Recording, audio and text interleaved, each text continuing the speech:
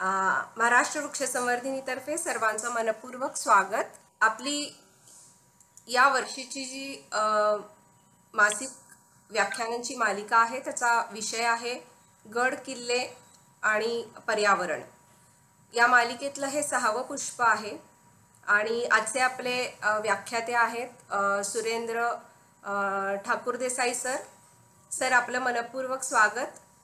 आणि आपलं हे जे व्याख्यान आहे ते आपण नंतर याचं रेकॉर्डिंग यूट्यूबवरती टाकू। सरांची ओळख करून देण्यासाठी आणि पुढील कार्यक्रमाच्या सूत्रासाठी मी डॉक्टर संजीव नलावडे सरांना बोलावते। सर आपण डॉक्टर ठाकूर देसाई सरांची ओळख करून द्यावी आणि पुढचे कार्यक्रमाची सूत्र घ्यावी। धन्यवाद।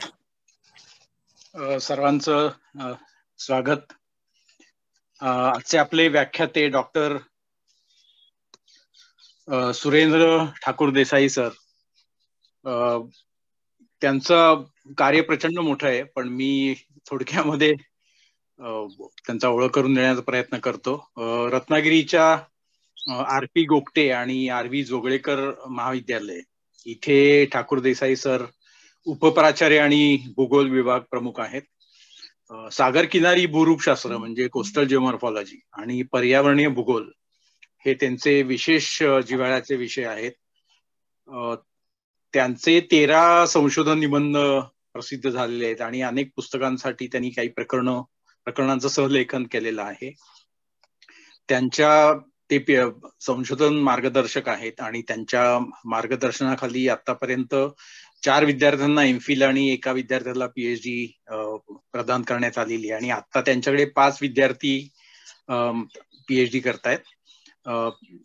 IQSC त्यांच्याच महाविद्यालयातलं IQSC म्हणजे इंटरनल क्वालिटी अश्युरन्स सेलचे ते समन्वयक म्हणून काम करतात।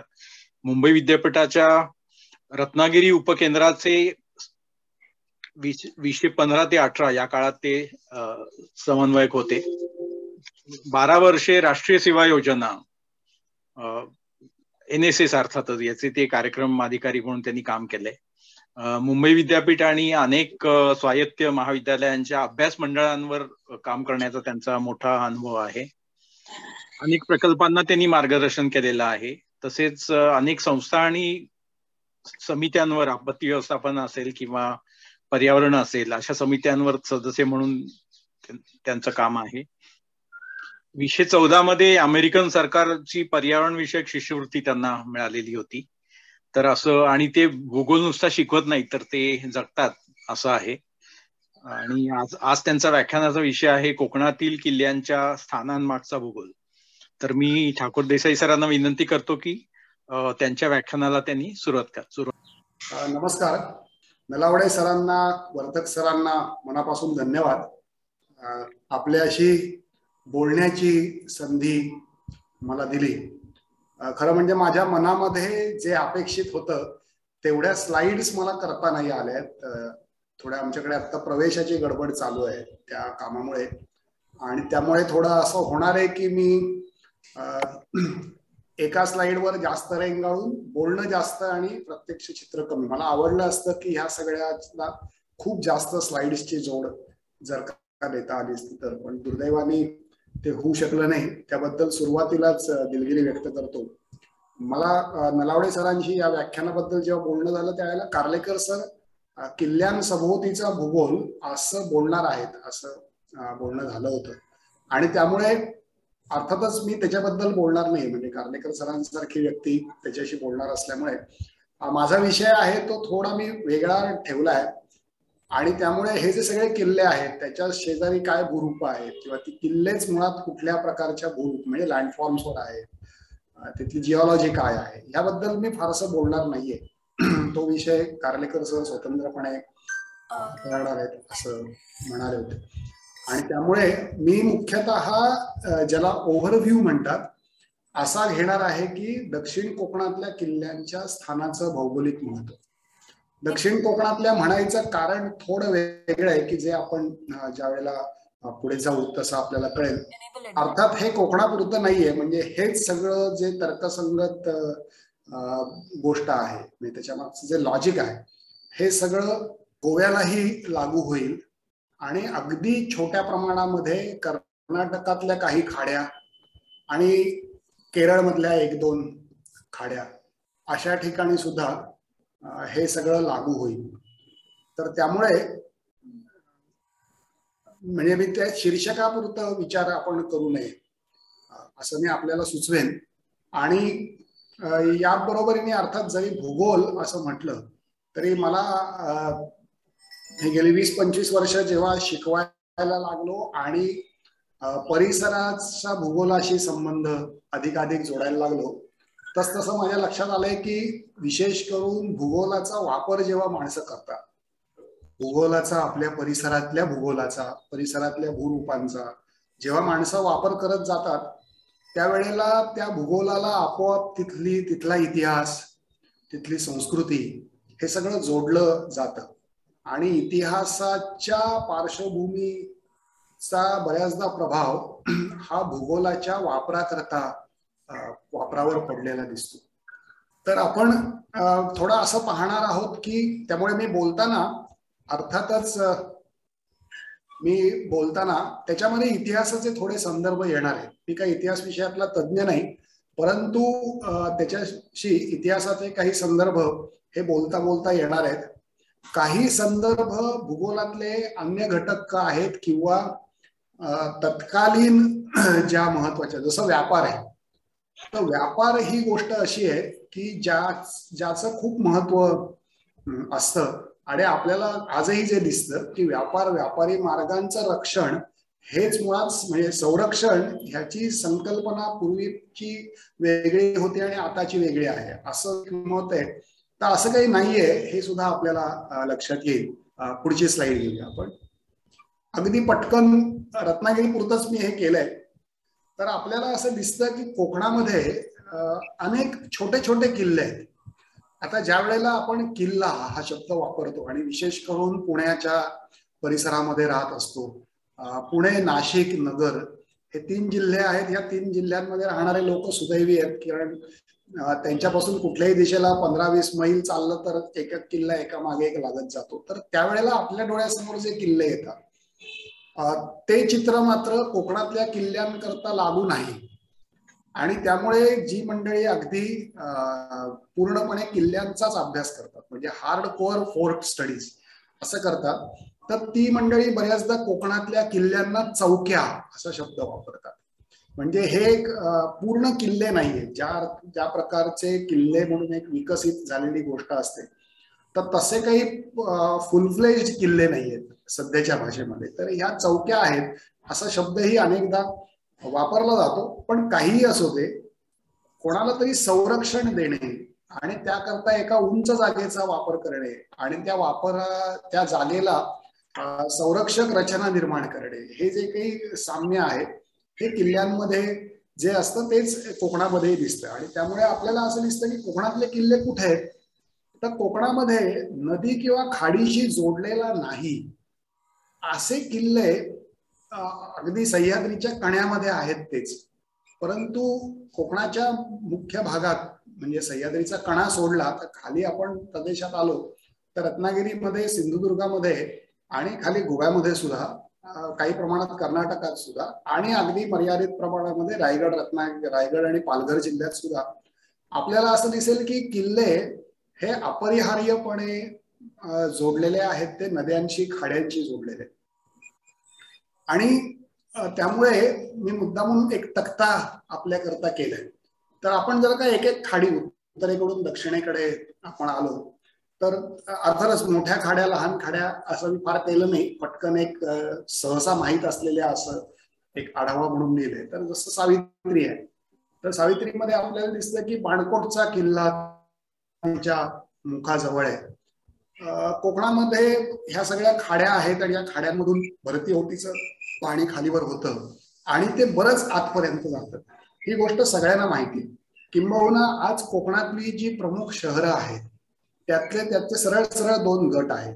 एक शहरांचा संच आहे जो अगदी किनाऱ्यावर आहे, जसं रत्नागिरी आहे, मालवण आहे, गुहागर आहे, अलिबाग आहे, श्रीवर्धन आहे. तर असा एक संच आहे की जे अगदी थेट किनाऱ्यावर आहे, वेंगुर्ला आहे.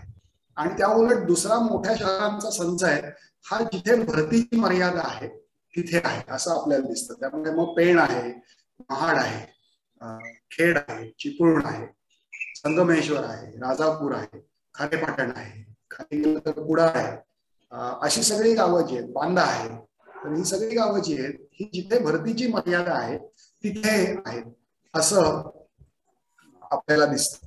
आणि त्यामुळे असे दोन संच हे आपल्याला सहसा असलेले दिसतात. आणि नेहमी असं दिसतं या दोन ठिकाणी जास्त वस्ती आहे आणि त्यातही महत्वाचा भाग म्हणजे या दोन ठिकाणी अर्थातच मोठा व्यापार आहे. आणि त्यामुळे मग सगळ्या ज्या रचना केलेल्या आहेत ह्या रचना आपल्याला या दोन भागांमध्ये मुख्यतः असलेल्या दिसतात. आणि त्यामुळे आपल्याला नेहमी कोकणामध्ये या दोन ठिकाणी किल्ल्यांची बांधकामं झाली आहेत प्रामुख्याने असं आपल्या लक्षात येईल. दोन ठिकाणी हे सगळं झालंय असं आपल्याला दिसतं. सहसा ह्या तक्त्यामध्ये जसं दिसतंय तसं किनाऱ्याला एक सगळ्याच खाड्यांच्या किनाऱ्याला किल्ला किंवा चौकी आहे. म्हणजे मी त्या निमित्ताने आठवत असं होतं की मोठी खाडी आहे की ज्याच्यामधनं गलबत सहजपणे आत.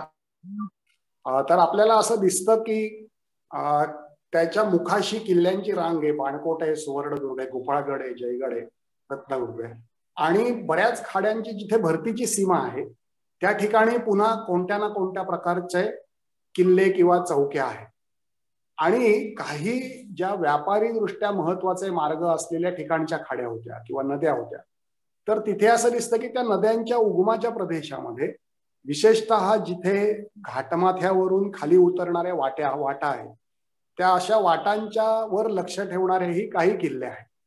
आणि हे अर्थात सगळीकडे चित्र नाहीये, म्हणजे हे अगदी सार्वत्रिक चित्र नाहीये, परंतु ह्याच्यामध्ये कॉमन काय आहे म्हणजे सगळीकडे आढळणारं काय आहे तर सगळीकडे आढळणारं असं आहे की आपल्याला कोकणामध्ये बहुसंख्य मोठ्या खाड्यांच्या तोंडाशी किल्ले असलेले आपल्याला दिसतात.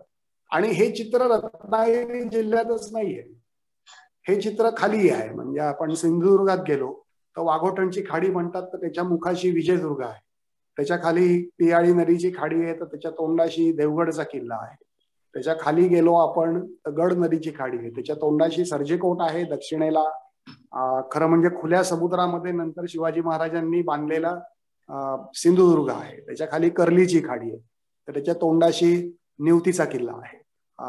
त्याच्यानंतर रेडीचे जुळे किल्ले आपल्याला असलेले दिसतात. किरण पाणीच्या समोर शिरोड्याचा किल्ला दिसतो. तर आपल्याला असं दिसेल की खाडी आहे मोठी की ज्याच्यातून व्यापारी वाहतूक होते आणि तिच्या तोंडाशी किल्ला नाही असं कोकणामध्ये कुठे आढळतच नाही.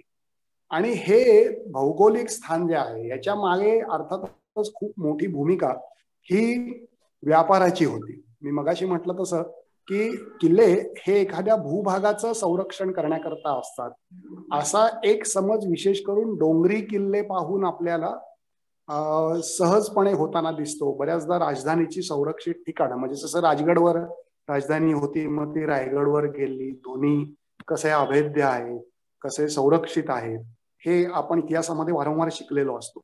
परंतु त्याच वेळेला आपल्याला हेही लक्षात घ्यायला पाहिजे की घाटवाटांना संरक्षण देणे आणि त्याहूनही महत्वाचं म्हणजे ज्याच्यावर राज्य चालणार त्या व्यापाराला संरक्षण देणं हे खूप महत्वाचं काम किल्ल्यांकडे होतं. आणि हे आजच म्हणजे शिवाजी महाराजांच्या काळातच होतं असं नाही, तर शिवाजी महाराजांच्या काळाच्या आधीपासून कोकणातले अनेक किल्ले जे आहेत हे कोल्हापूरचे शिलाहार आणि ह्या सगळ्या मंडळींनी चौक्या म्हणून बांधले. मग त्याच्यामध्ये सुधारणा असेल, भर घालणं असेल, हे टप्प्याटप्प्याने सगळ्याच राजांनी केलं. इतकंच कशाला तर ज्या परकीय सत्ता आल्या त्यांनी सुद्धा आपापल्या करता काहीतरी अशा रचना निर्माण केल्या. म्हणजे डच आले तर डच लोकांनी वेंगुर्ल्यामध्ये चक्क एक गढी असते तसंच वेंगुर्ल्याचा किल्ला किंवा वखार, डचांची वखार ज्याला म्हणतात, ती बंदराच्या आतल्या बाजूला बांधून काढलीच आणि त्याला बुरुज आहेत, तटबंदी आहे.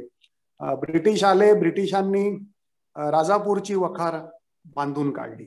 तर त्यामुळे फक्त भारतीय राज्यकर्तेच नाही तर परकीय राज्यकर्त्यांनी सुद्धा म्हणजे त्यांचे सगळ्यांचा रस शेवटी व्यापारामध्ये आणि सगळ्यांचे आर्थिक हितसंबंध व्यापारावर अवलंबून असल्यामुळे आपल्याला असं दिसतं की ह्या सगळ्या म्हणजे कोकणातल्या किल्ल्यांच्या मागचं कारण मीमांसा काय किंवा कशा करतात हे मुख्यतः व्यापाराकरता आहे. दुसरं त्यामुळे असं दिसतं की आणि त्याच्यावर भूगोलाचा प्रभाव काय, तर कोकणातल्या किल्ल्यांच्या बाबत सगळ्यात महत्वाची मर्यादा ही आहे की मुळात हे ज्या भागात बांधले त्या भागातली पठारं जी आहेत ही पठारं अगदीच कमी उंचीची खुजी पठारं आहेत. म्हणजे की समुद्र किनाऱ्यावर जे सडे म्हणतात स्थानिक भाषेमध्ये किंवा पठारं म्हणतात, तर आपल्याला असं दिसेल की कोकणातले हे सगळे खाड्यांच्या मुखाजवळचे किल्ले आहेत, यातले फारच कमी स्वतंत्र डोंगरासारखे आहेत. बाकी बहुतेक सगळे किल्ले हा सड्याचाच एक टोकाचा भाग की ज्याच्यावरती तटबंदी घालून तो थोडा संरक्षित केलेला आहे. खाडीच्या बाजूने त्याला कडे असतील, समुद्राच्या बाजूने थोडा उंच भाग असेल, परंतु सड्यावरून गेलं म्हणजे जमिनीच्या भागाकडून चालत गेलं तर कदाचित आपण तटाला थेट चालत जाऊन चिकटू. अशा प्रकारची रचना ही दिसते. त्यामुळे त्यांच्या उंचीला इथल्या भूगोलाचीच मर्यादा आहे आणि त्याहून उंच भर घालून वगैरे किल्ले बांधले अशी फारशी रचना झाली नाही. याचं कारण असं आहे की ह्या किल्ल्यांची उपयुक्तता सुद्धा खूप नेमकी आणि मर्यादित होती. म्हणजे हे सगळे किल्ले हे त्या खाडीच्या मुखातनं जो काही व्यापार जहाज चालतात, तर गरज पडली तर खाडीचं मुख बंद करता येईल ना इतपतच उपयोगाचे किल्ले आहेत. ह्याच्या पलीकडे त्यांना फार उपयोग नाहीये. आणखीन एक असं दिसतं की ह्या किल्ल्यांचा विस्तारही फारसा नाहीये. म्हणजे ह्या किल्ल्यांवर खूप मोठी वस्ती असावी. जसं रायगडवर आपण गेलो तर रायगडावरती बाजारपेठ आहे. याचा अर्थ असा की तिथे मुळात इतके लोक राहत असणार की ज्यांना बाजारपेठेची गरज पडावी. तर इतकी वस्ती ही ह्या किल्ल्यांवर कायमस्वरूपी नाही. आणि जे डोंगरी किल्ल्यांमध्येही दिसतं आणि तेच कोकणामध्येही दिसतं की ह्या सगळ्या किल्ल्यांना चालवणारी जी माणसं होती यातली बहुसंख्य माणसं ही त्या किल्ल्याच्याच पायथ्याशी राहत होती. कोकणाच्या बाबतीत असं आहे की या किल्ल्यांची उंची इतकी कमी आहे आणि ते खाडीच्या जवळच्या अरुंद जमिनीवर वसलेले आहेत की ह्या सगळ्या किल्ल्यांच्या पायथ्याशी अतिशय दाटीवाटीनी वसलेली खाडीचा एका बाजूला किनारा आहे आणि अशा उतारावरची अशी वस्ती दिसते.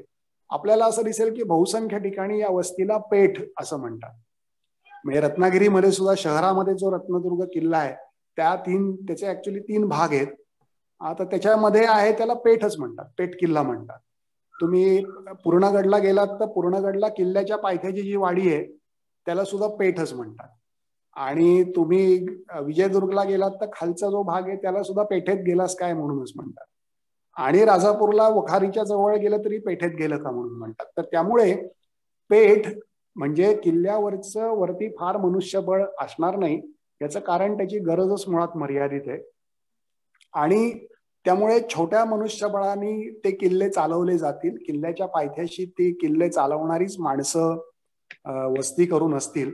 अशी रचना हे कोकणातल्या किल्ल्यांचं भौगोलिक वैशिष्ट्य. म्हणजे ते केवळ प्राकृतिक नाहीये तर ते वस्ती भूगोलाच्या दृष्टीने पण मला नेहमी असं वाटतं की म्हणजे जसं आपण शिकतो की व्यवसाय असेल तिथे नव्याने वस्त्या निर्माण केल्या जातात व्यवसायाला अनुरूप, तर तसं ह्या सगळ्या किल्ल्यांच्या पेठा या वसवलेल्या आपल्याला दिसतात. आपल्याला अनेक ज्याला कल्चरल सिग्नेचर्स म्हणतात अशा अनेक दिसतात. म्हणजे हे अर्थात डोंगरी किल्ल्यांमध्ये दिसतं की वेशीवरती मारुतीचं देऊळ असणं हे सगळ्या गावांमध्ये महाराष्ट्राचं वैशिष्ट्य आहे असं आपण म्हणू शकू.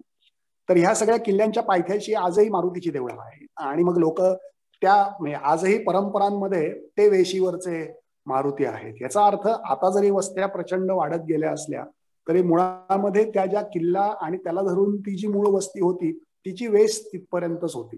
तर अशी एक टिपिकल रचना ही खाडीच्या मुखाजवळ असलेल्या किल्ल्यांमध्ये दिसते. नेक्स्ट, पुढची स्लाइड.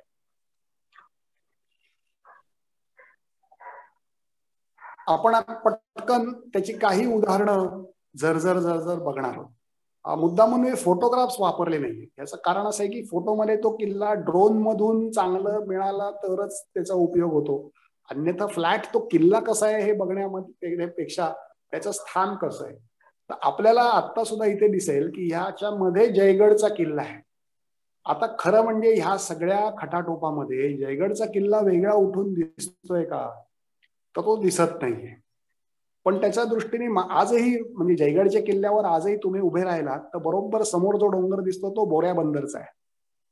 म्हणजे बोऱ्या बंदर पासून हेदवी, वेळणेश्वर, नरवण ते जयगड एवढ्या सगळ्या टापूला संरक्षण देऊ शकेल असं स्थान हे त्या जयगडच्या किल्ल्याचं असलेलं दिसतं. आणि मग त्या शास्त्री नदीच्या खाडीच्या ऐन मुखाशी असलेला असा किल्ला आपल्याला दिसतो. पुढची स्लाइड.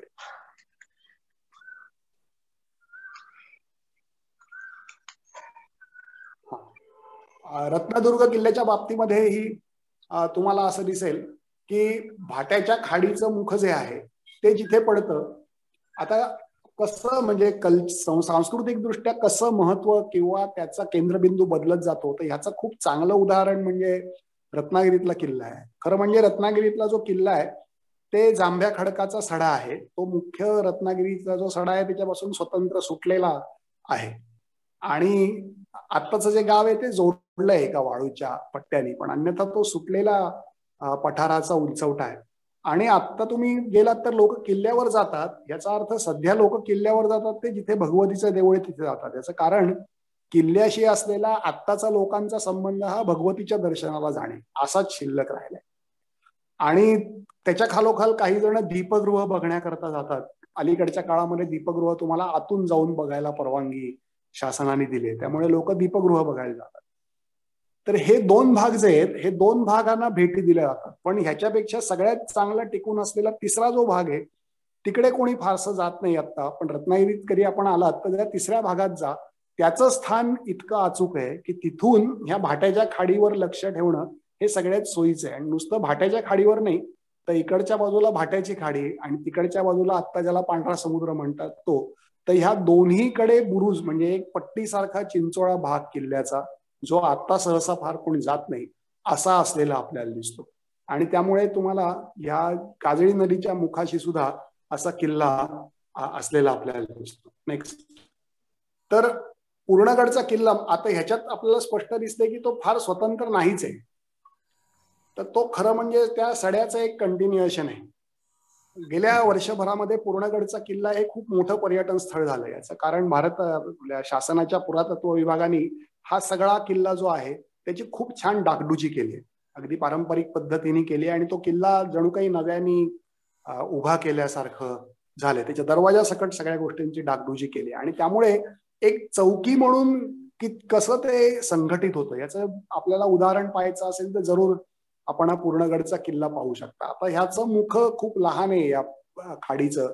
पलीकडे गावखाडीची पूर्ण बीच आहे आणि इकडे पूर्णगड आहे आणि अतिशय अरुंद मुखाच्या तोंडाशी असलेला हा किल्ला आहे असं आपल्याला दिसतं.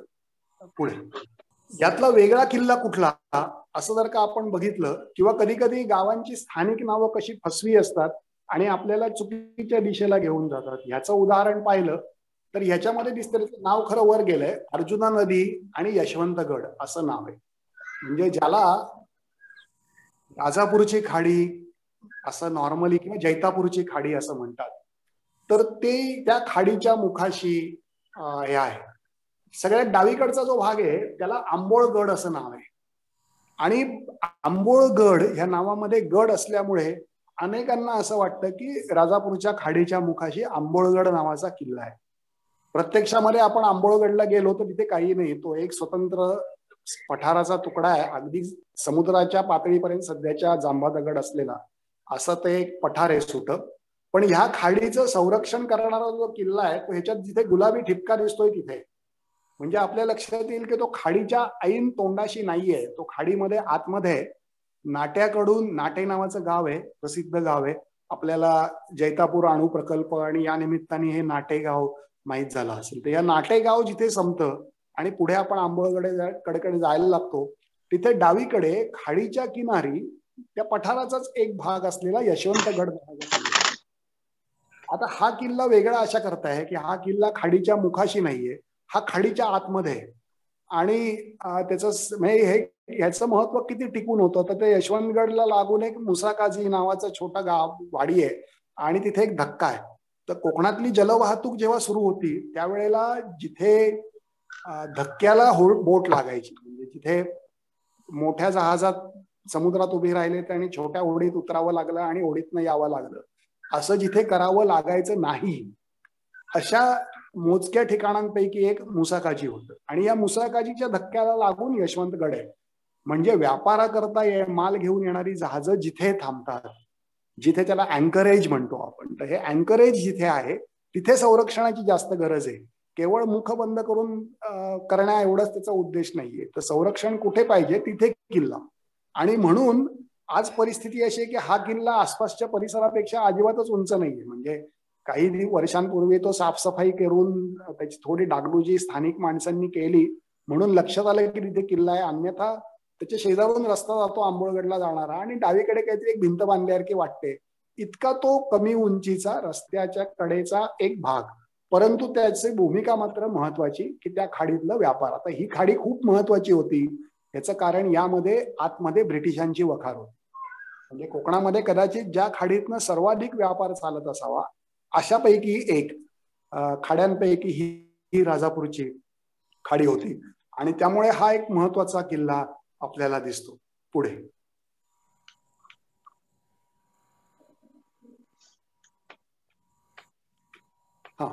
आता आपण थोडं आत जाऊया.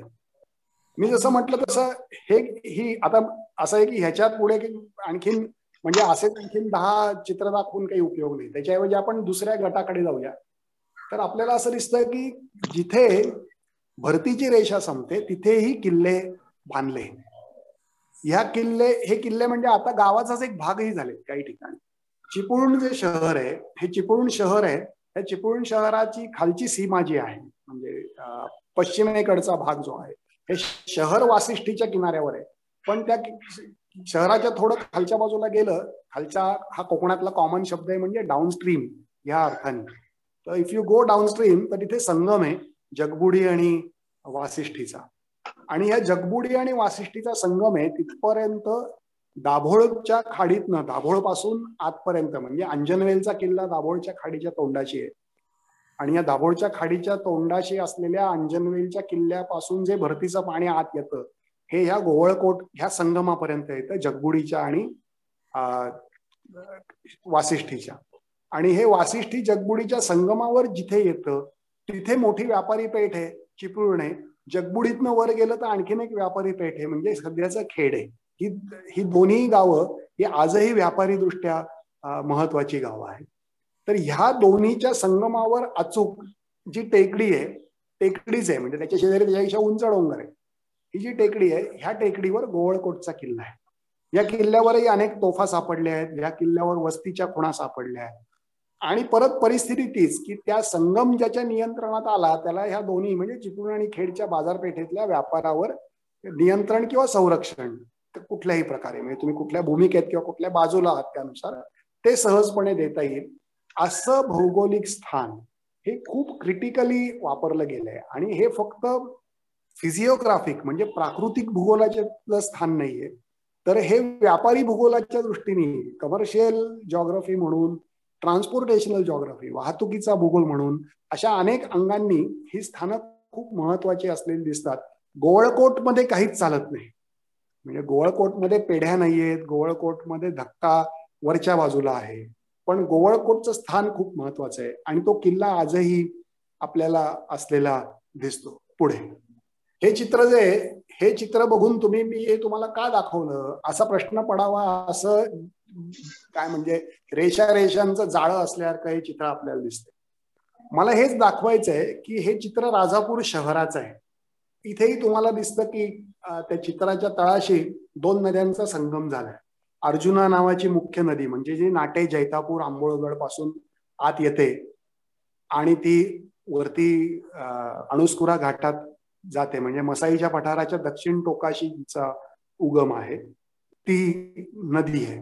आणि तिला येऊन मिळणारी कोदवली नावाची छोटीशी नदी आहे, अगदी छोटी नदी आहे. राजापूर शहर पूर येण्याकरता प्रसिद्ध आहे. तर ते ह्या दोघांच्या संगमाच्या ठिकाणा तो पाण्याचा जो फुगवटा येतो त्यांनी येतं. पण आपल्याला सर्वांना राजापूर माहिती आहे ते इंग्रजांच्या वखारी करता आणि शिवाजी महाराजांनी ती वखार जी होती ती कशी लुटली याच्याकरता माहिती आहे. पण ही राजापूरची वखार आहे ही तर ऐन गावात आहे म्हणजे ह्यामध्ये वखार कुठे तर त्याचं नाव दिलंय म्हणून आपल्याला कळेल. परंतु अन्यथा वखार वेगळी नाहीच आहे. म्हणजे आज परिस्थिती अशी आहे की राजापूरच्या वखारीमध्ये पोलीस वसाहत आहे आणि त्याच्या एका भिंतीचा तुकडा लोकांनी कसा बसा साफसूफ करून ठेवलाय. अन्यथा बाकीच्या भिंती कुठे गेल्या माहित नाही कारण त्याचे दगड काढून बाजूने रस्ते निघून गेले आणि असं सगळं घडलं. तर आता तरी याला किल्ला म्हणायचं का नाही, तर परत तोच प्रश्न की किंवा तसंच तो विचार की व्यापाराला संरक्षण देणं, त्याच्याकरता ज्याला फोर्टिफिकेशन म्हणतात, म्हणजे बांधबंदिस्ती करणं. शिबंदी असा शब्द बऱ्याचदा इतिहासामध्ये वापरला जातो. तर अशी बांधबंदिस्ती करणं, त्या ठिकाणी काही सैन्य ठेवणं आणि त्या सगळ्यांचं काम जाऊन कोणाशी तरी लढाई करणं असं नाहीच आहे. तर ह्या सगळ्यांचं काम हे तिथे जी काही व्यापारी उलाढाल चालते त्याच्यावर कोणी हल्ला केला तर संरक्षण देणं, त्याच्यावर लक्ष ठेवणं, देखरेख ठेवणं, अशा प्रकारचे किल्ले, अशा प्रकारच्या गढ्या. आता गढी हा शब्द कोकणात वापरत नाही, पुण्याजवळ सासवडला गढी आहे, म्हणजे जमिनीवरचा. चाकणला भुईकोट किल्ला आहे, तर हे भुईकोट किल्ले, त्याच्यापेक्षा लहान आकाराने असलेली गढी. तर असे प्रकार सुद्धा कोकणामध्ये किल्ल्यांना सबस्टिट्यूट म्हणून असलेले आपल्याला अनेक ठिकाणी दिसतील. आणि मग आपल्या लक्षात येतं की म्हणजे शेवटी शत्रू कुठून येणार, म्हणजे फोर्टिफिकेशनची गरज जास्त कुठे. तर त्यावेळेच्या वाहतुकीच्या मार्गांचा सगळा आढावा घेतला तर शिवाजी महाराजांचं वेगळेपण आणि धाडस काय. तर शिवाजी महाराजांचं वेगळेपण आणि धाडस हे की त्यांनी राजापूरची वखार लुटण्याकरता घाट माथ्यावरून येऊन सह्याद्रीचा उतार उतरून हल्ला केला. अन्यथा कोकणामध्ये म्हणजे अलीकडच्या काळापर्यंत, स्वातंत्र्य मिळाल्याच्या जस्ट आधीपर्यंत कोकणातून मुंबईत जायचं झालं तर समुद्र मार्ग हाच प्रमुख मार्ग होता. आणि रस्त्याने जायचं झालं तर बहुसंख्य वेळेला दक्षिणेतली म्हणजे सिंधुदुर्गातली सगळे लोक वेंगुर्ल्यातून आंबोली घाटातून बेळगावला जायचे आणि बेळगावहून कोल्हापूर पुणे करून मुंबईकडे जायचे. आणि रत्नागिरी जिल्ह्यातली बहुतेक सगळी माणसं ही पोफळीतून, आता ज्याला कुंभारली घाट म्हणतात, तिथून पाटण, सातारा असे जायचे. तर घाटवाटांनी येणं ही जवळपास दुरापास्त गोष्ट होती. आणि तिथून त्या अरुंद होत्या. व्यापार बैलांच्या पाठीवरून करणारी लोक आजही आहेत, म्हणजे तो इतकी जुनी गोष्ट नाहीये. अणुस्कुरा घाटातनं ज्यांनी बैलाच्या पाठीवरून सामान पाचलच्या बाजारातनं मलकापूरला नेलं आणि मलकापूरच्या बाजारातनं पाचलला आणलं, असं बैलांमागे जाणारा माणूस आजही पाचलमध्ये आपल्याला गप्पा मारायला मिळतो. इतकं दुर्गमता आणि इतकं संरक्षण सह्याद्रीमुळे कोकणातल्या ह्या सगळ्या व्यापाराला होतं. आणि त्यामुळे आतल्या किल्ल्यांवर फार खर्च करण्याची गरज नव्हती. मुख्य गरज होती किंवा आक्रमण व्हायची शक्यता होती ती समुद्र मार्गेच होती. आणि त्यामुळे मग आपल्याला असं दिसतं की जास्त बांधबंदिस्ती, शिबंदी, फोर्टिफिकेशन हे सगळं मुखाजवळच्या किल्ल्यांना, आणि आतले किल्ले हे जुजबी तेवढ्या पुरते बांधलेत, सगळीकडे आहेत असंही नाही. अशी रचना ही टिपिकली आपल्याला कोकणामध्ये असलेली दिसते. याच्या मागे आणखीनही एक कारण असावं. महत्वाचं कारण याच्या मागचं हेही होतं की कोकणामध्ये ज्यांच्या ताब्यात व्यापार होता हे सगळे मुळात दर्यावर्दी मंडळी होती. ही सगळी समुद्रमार्गेच आलेली मंडळी होती. शिवाजी महाराजांनी नंतरच्या काळात आरमार निर्माण करून स्वतःचा त्यांना शह दिला, परंतु ब्रिटिश होते जे समुद्रमार्गे भारतात आले आणि व्यापार करत होते, डच होते, पोर्तुगीज होते, तर हे सगळे समुद्रमार्गे आले. सिद्धी होते तर तेही समुद्रमार्गे आले होते. आणि अंतर्गत भागात फार पसरले नाही. ब्रिटिश हा अपवाद, पण डच आणि पोर्तुगीज काही फार अंतर्गत भागात, इनलँड टेरिटरीज किंवा हिंटरलँड त्यांनी फार कंट्रोल केली नाही. तर अशा प्रकारची रचना ही टिपिकली दिसते. आणि त्यामुळे इतिहास, भूगोल, त्यावेळेचं अर्थव्यवस्था, ह्या सगळ्याचं नियंत्रण हे कोकणातल्या ह्या सगळ्या किल्ल्यांच्या मागे असलेलं आपल्याला दिसतं. नेक्स्ट. आता इथे मी एकच स्लाइड अशी घेतली आहे मुद्दामून, अनेक आपल्याला देता येईल. यातल्या काही खाड्या किंवा नद्या ज्या होत्या, ह्या नद्यांच्या उगमाचे प्रदेश हे व्यापाराचे प्रमुख मार्ग होते. आणि हे पारंपरिक घाट रस्ते होते. जसं नाणे घाट हा खूपच प्रसिद्ध आपल्याला माहितीये, आणि नाणे घाटातून खूप वाहतूक चालायची. मग त्याकरता गुहा आहेत आणि वर काय रांजण आहेत, किंबहुना नाणे घाटापासून जुन्नर पर्यंत लेण्यांची शृंखला आपल्याला दिसते. दोन्ही बाजूला किल्ले आहेत. तर हे जसं दिसतं म्हणजे जीवधन, चावंड, हडसर पासून सगळे किल्ले आहेत. तर अशी रचना कोकणामध्ये सगळीकडे दिसत नाही, पण काही महत्वाच्या होत्या. उदाहरणार्थ शास्त्री जी नदी म्हणजे जयगडची जी खाडी आहे, त्यातली जी सोनवी, गडगडी ह्या नद्या होत्या, ह्याच्यातून वर घाटामार्गे जाणारा व्यापार खूप होता. आजचं संगमेश्वर गाव आहे, ह्याच्या मागच्या बाजूला नायरी, तिवरे नावाची गावं आहेत, आजही आहेत. संभाजी महाराजांना जिथे पकडलं गेलं ते कसबा आणि त्याच नदीच्या खोऱ्यात वरती ही नायरी तीव्र आहेत. आणि तिथली घाटवाट ही अलीकडपर्यंत किंबहुना आजही लोक म्हणतात की आम्हाला म्हटलं तर आम्ही या घाटानीच वर जाऊ. ढेबेवाडी तालुका जो आहे पाटणच्या खालच्या बाजूचा, त्या ढेबेवाडीमध्ये पुसता येतं. किंवा मार्लेश्वर याच्या जस्ट नॉर्थहून कुंडी घाट आजही वापरतात लोक वर जायला. गोठणे आणि म्हणजे चांदोलीची मागची बाजू येते. आता अशा घाटवाटांच्या तोंडाशी इथे तुम्हाला जे पिवळे लांबट पॅचेस दिसत आहेत हे किल्ले आहेत. हे गुगल अर्थ मध्ये किल्ला म्हणून पटकन दिसत नाही, पण कुंडीचा एक छोटा किल्ला आहे, महिपतगड आहे, किंवा त्याच्यावरती प्रचितगड आहे. त्याच्यावर गेलं तर भवानगड आहे, संगमेश्वरच्या आतमध्ये नायरी तिवऱ्याजवळ प्रचितगड आहे. वरती राजवाडीच्या वर गेलं तर भवानगड आहे. खेडच्या मागच्या बाजूला आत्ता जे महाबळेश्वर आहे त्याच्या दक्षिणेकडून जी घाटवाट आहे, रघुवीर घाट असं त्याला म्हणतात, तर त्याच्यावरती त्याच्यावर लक्षात ठेवण्याकरता मधुमकरंद गड आहे. इव्हन सावित्रीच्या वरती कावळ्याचा किल्ला आहे. म्हणजे आपण आज वरंदा घाटातून उतरतो तर जिथे भजी खाण्याकरता सगळे त्या वाघजाईजवळ थांबतात, तिथे उजवीकडे जी टेकडी दिसते तो प्रत्यक्ष किल्ला आहे, कावळ्याचा किल्ला म्हणतात, की ज्याच्या समोर हे मढे घाटापासून सगळे घाटवाटा आहेत. म्हणजे रायगड तोरण्याकडून कोकणात उतरणाऱ्या सगळ्या घाटवाटा ह्या त्या किल्ल्याच्या टप्प्यात आहे. तर असं आपल्याला दिसतं की ज्या घाटवाटा महत्वाच्या होत्या तिथे मग मध्ये किल्ले बांधले. परंतु हे किल्ले कोकणातले म्हणायचं याचं कारण आता ते रत्नागिरी जिल्ह्याच्या भौगोलिक हद्दीत आहेत. अन्यथा त्यांचं सगळं कॅरेक्टर जे आहे हे सह्याद्रीतल्या डोंगरी किल्ल्यांसारखंच आहे. याचं कारण हे सगळे सह्याद्रीची जी ऑफशूट्स म्हणजे सह्याद्रीपासून सुट्या होऊन खाली उतरणाऱ्या रांगा आहेत त्यांच्या माथ्यांवर बांधलेले किल्ले, असंच त्यांचं स्वरूप होतं. पुढचं ह्याला अपवाद कोणाचा होता, तर ह्याला अपवाद दोनच किल्ल्यांचा होता. आणि वेगळे पण म्हणून कोकणातले महत्वाचे किल्ले कोणते असं जर का मला विचारलं तर मी सांगेन की विजयदुर्ग. किल्ला जुना, परंतु त्याचा उपयोग बदलल्यावर त्याची रचना त्याच्यात भर घातली गेली. आणि मग आपल्याला माहितीये की शिवाजी महाराजांनी आरमार उभं केलं आणि हे आरमार हाताळणारी सगळी किनाऱ्यावरची मंडळी होती. शिवाजी महाराजांच्या नंतरच्या काळामध्ये या सगळ्या परकीय सत्तांना झुंजवण्याचं काम आरमारांनी केलं. आणि हे करण्याकरता त्यांना पाठबळ देणारी जी यंत्रणा होती त्याच्यामधला एक खूप महत्वाचा किल्ला विजयदुर्ग होता. आजही तो कळतो. म्हणजे आपण रत्नागिरीतून दांडे अणसुरे तिकडून खाडीच्या समोरच्या रस्त्याने विजयदुर्ग बघितला की त्याचं महत्व कळतं. आपण विजयदुर्ग किल्ल्याला जाताना कळत नाही, त्याचं काय लोकेशन आहे हे कळतं. म्हटलं तर तो वाघोटांच्या खाडीच्या मुखाशी आहे. तिथल्या व्यापाराला खारेपाटण बंदरातून जो व्यापार चालतो त्याला संरक्षण देणारा किल्ला आहेच, पण नंतर आरमाराच्या दृष्टीने सुद्धा महत्वाचा झालेला असा हा वेगळा किल्ला आहे. नेक्स्ट. आणि अर्थातच सिंधुदुर्ग महत्वाचा अशा करता की शिवाजी महाराजांच्या काळाच्या आधीच्या काळात नसलेला आणि नव्याने बांधलेले जे काही कमी किल्ले आहेत त्यातला हा सिंधुदुर्ग आहे. सिंधुदुर्ग खरं म्हणजे ह्याच्यापेक्षा वेगळा अशाही करताय की सिंधुदुर्ग हा थेट लष्करी ठाणा आहे.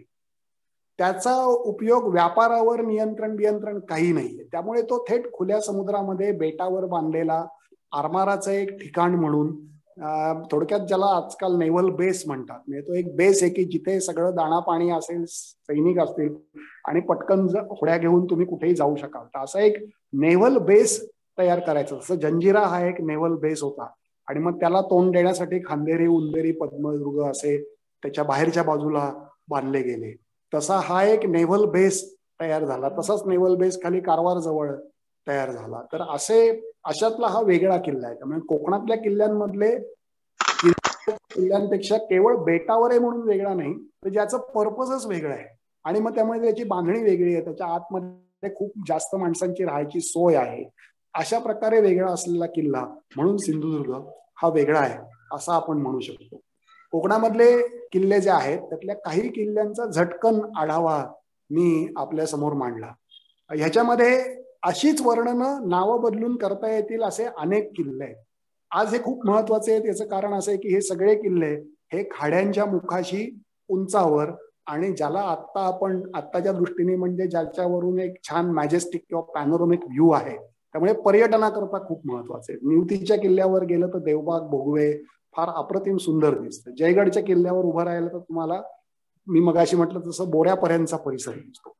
पूर्णगडच्या किल्ल्यावर उभे राहिलात तर गावखडीची पुळट दिसते. तर हे पर्यटनाकरता आता महत्वाचे किल्ले झाले. परंतु ह्या सगळ्या किल्ल्यांच्या बांधणी मागे आर्थिक भूगोल होता, या सगळ्या किल्ल्यांच्या बांधणी मागे व्यापारी विचार होता आणि त्याकरता त्या परिसरातल्या भूरचनेचा योग्य तो वापर आणि सगळ्यात महत्वाचं म्हणजे आवश्यक तेवढाच वापर करून घेण्याचं कौशल्य हे गेली किमान 500-600 वर्ष लोकांनी दाखवलं.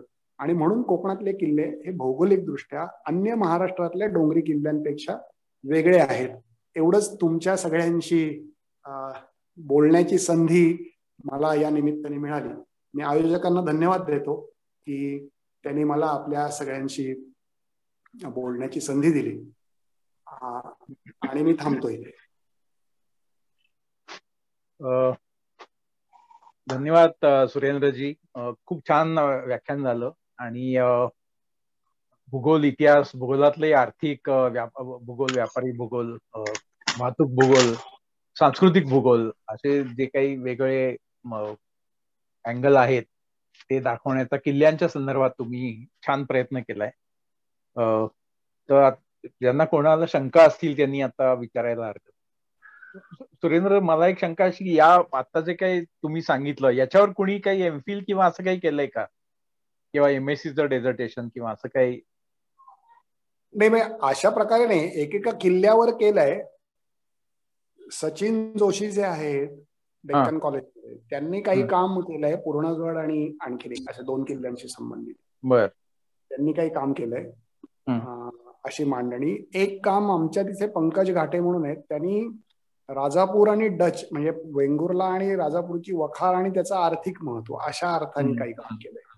ओके. त्यांचा अर्थात एक संशोधन प्रकल्प म्हणून होता छोटा.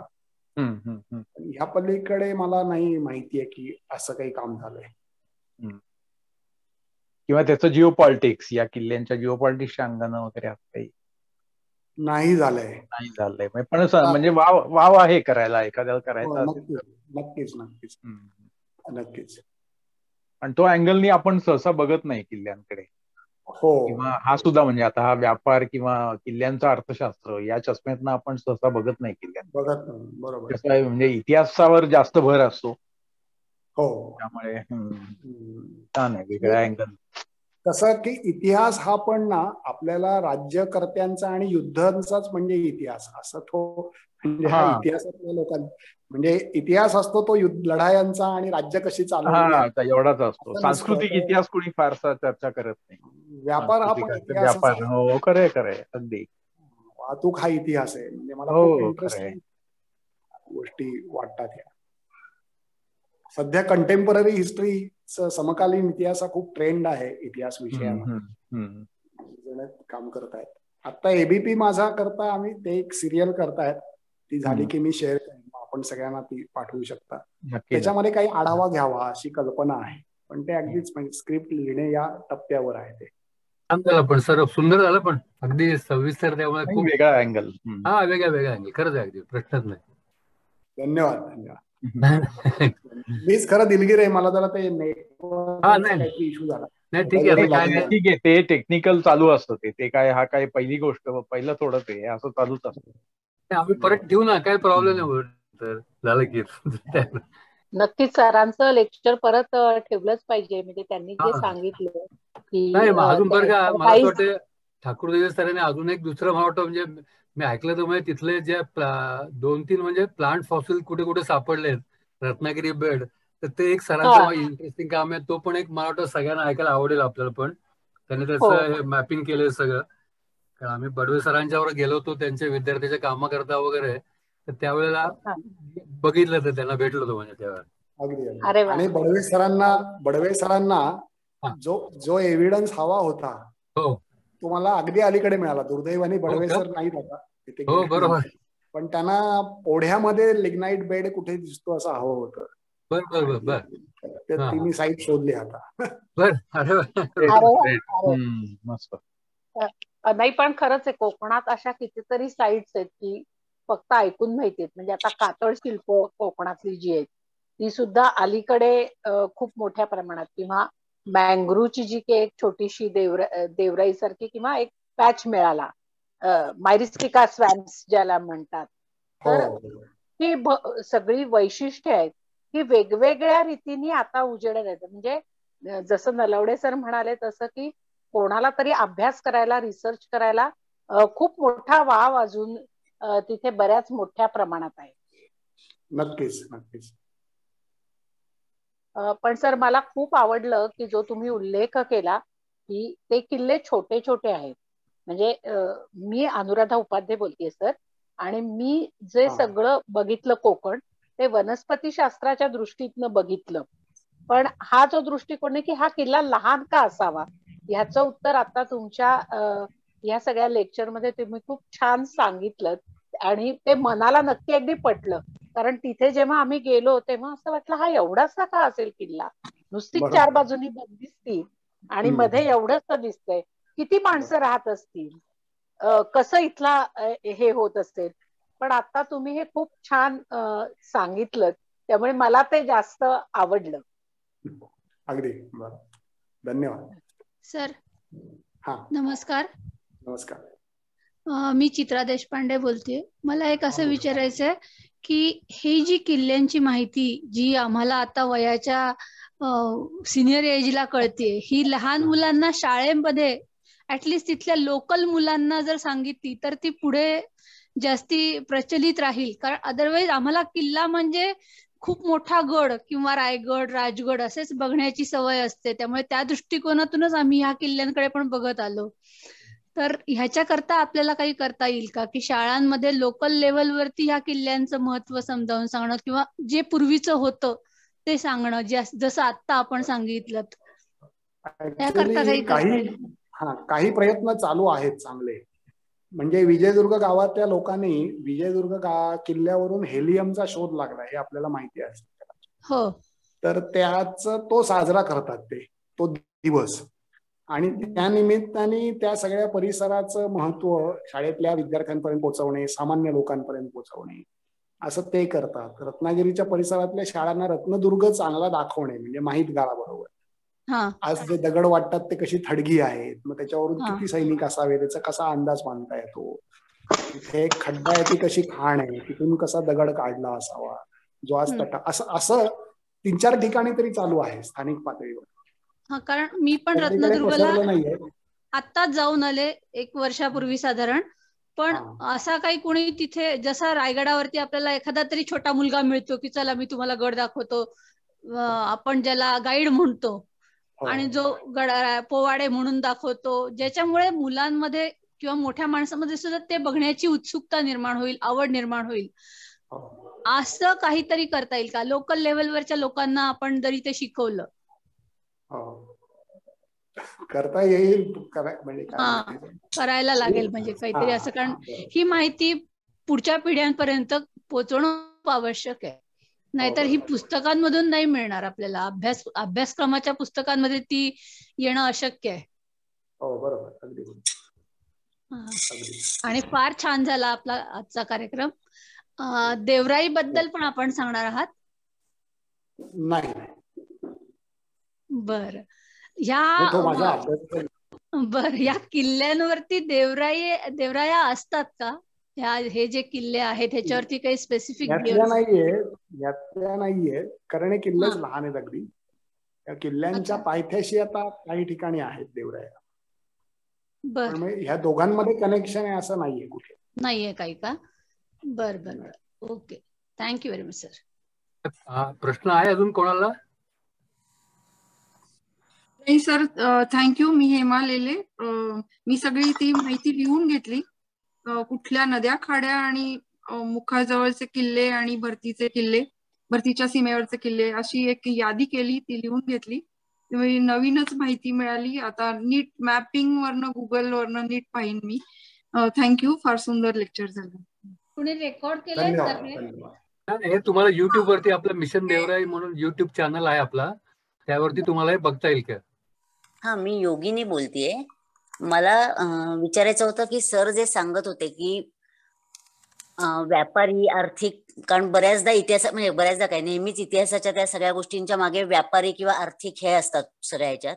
तर असे संबंध किंवा भूगोलाचे, इतिहासाचे आणि आर्थिक संबंध अशी उलगडून दाखवणारी काही पुस्तकं तुम्ही सुचवू शकाल का? अशी लेखन कुठलं? अशी खरं म्हणजे खूप आहेत. त्या त्या भागाचे इतिहास म्हणजे अरुण टिकेकरांनी जे.व्ही. नायक यांनी असं खूप लेखन केलंय. त्याला समकालीन इतिहास म्हणून आजकाल अशा प्रकारचं लेखन खूप होतं. माझ्या इतिहासा विषय नाही खरं म्हणजे, त्यामुळे मी पटकनात तरी शीर्षक नाही, पण हे 2 लेखक मला माहिती आहेत की ज्यांनी अशा प्रकारचं खूप लेखन केलंय. अरुण टिकेकर आणि जे.व्ही. नाईक म्हणून आहे. ओके ओके, मी शोधायचा प्रयत्न करेन, नाही तर मग परत विचारेन. Yes yes. आणि तुम्हाला ह्याच्यामध्ये पुण्यामध्ये मदत करू शकतील अशी माणसं म्हणजे सचिन जोशी जे आहे, ते नक्की मदत करू शकतील. डेक्कन कॉलेजमध्ये आहे. Okay okay. म्हणजे तो त्यांचा विषय जास्त जिव्हाळ्याचा आहे, त्यामुळे exactly. Okay, thank you. Ajit sir, पुढचे कार्यक्रम मला वाटतं सांगितले. अजित आभार प्रदर्शन आणि पुढचे कार्यक्रम दोन्ही. Yes yes yes. Thakur Desai सरांना म्हणजे आम्ही खरं खूप गडबडीत सांगितलं, पण तरी सरांनी खूप सुंदर व्याख्यान दिलं. आणि सर म्हणलं तसं त्यांना ते गडबडीमुळे आणि कॉलेजमधल्या कामामुळे आणि इतर ह्याच्यामुळे सुद्धा, पण त्यांना अगदी कमी वेळात हे सगळं तयार करायला लागलं. पण तरी सर खूप छान झालं, त्याबद्दल तुम्हाला संस्थेतर्फे धन्यवाद. पुढचे कार्यक्रम मी थोडस अनाऊन्स करतोय. आता या महिन्यामध्येच येत्या शनिवारी आपला फिलॅटेली म्हणजे टपाल तिकिटांचा संग्रह आणि अभ्यास या व्याख्यानमालेतील व्याख्यान आहे बर्ड्स ऑन स्टॅम्प्स, आणि वक्ते आहेत डॉक्टर संदीप श्रोत्री. 25 जूनला संध्याकाळी 6 वाजता बर्ड्स ऑन स्टॅम्प्स. वक्ते डॉक्टर संदीप श्रोत्री आहेत. त्यानंतरच आहे 2 जुलैला, त्या दिवशी आपलं संध्याकाळी 6 वाजता डॉक्टर कृ क्षीरसागर हे आपल्या मधुमक्षिका पालन केंद्राचे संचालक होते, तर त्यांनी लिहिलेल्या पुस्तकाबद्दल सर बोलणार आहेत, निसर्ग एक खजिना या व्याख्यानमालेमध्ये. त्यानंतर आपलं व्याख्यान आहे 3ऱ्या सोमवारी म्हणजे 18 जुलैला डॉक्टर कार्लेकर सरांचं व्याख्यान आहे, आणि सरांचं पण गड, किल्ले आणि पर्यावरण या व्याख्यानमालेमध्येच कोकणातील सागरी किल्ल्यांचं भूरूपशास्त्र असं सरांचा विषय आहे. आणि त्यानंतरचं व्याख्यान म्हणजे परत 4था शनिवार पुढल्या महिन्यातला 23 जुलैला डॉक्टर इंद्रनील दास म्हणून आहेत, तर ते ॲम्फिबियन्स ऑन स्टॅम्प्स असं तो त्यांचा विषय आहे. हे असे आपले 4 कार्यक्रम पुढचे अनाऊन्स केलेले आहेत. येत्या शनिवारी birds on stamps doctor Sandeep Shrotri यांचा 25 जूनला संध्याकाळी 6 आहे. मला असं वाटतं का थांबायचं का आपण मग? हो चालेल. तर परत एकदा धन्यवाद ठाकूर देसाई सर. ठाकूर देसाई सर, हो नक्की, धन्यवाद धन्यवाद. येस, आणि तुम्हाला आम्ही नंतर परत हेच करूच म्हणजे मुद्दा म्हणून खास. नक्की. हा सर्व श्रोत्यांचेही मनपूर्वक धन्यवाद. मगाशी विचारत होते की लहान मुलांपर्यंत हे लेक्चर किंवा ही माहिती, तर त्यासाठी सुद्धा आपण मिशन देवराई यूट्यूब चॅनल बघू शकता. हे लेक्चरही त्याच्यावर आपल्याला उपलब्ध असेल, आणि या आधीची पण व्याख्यानं 100हून अधिक व्याख्यानं आहेत, ज्यामध्ये खूप वेगवेगळे पर्यावरण आणि निसर्गविषयक विषय आहेत. तर आपण चॅनल जरूर बघावे आणि सबस्क्राईब करावे. आणि या पुढच्या व्याख्यानांची जर आपल्याला माहिती हवी असेल तर missiondevarai@gmail.com, मी चॅटबॉक्समध्ये लिहिते हे ॲड्रेस, त्याच्यावरती आपण मेल करू शकता. missiondevarai@gmail.com. मीटिंग एंड करू? हो, मला वाटतं हरकत नाही सर.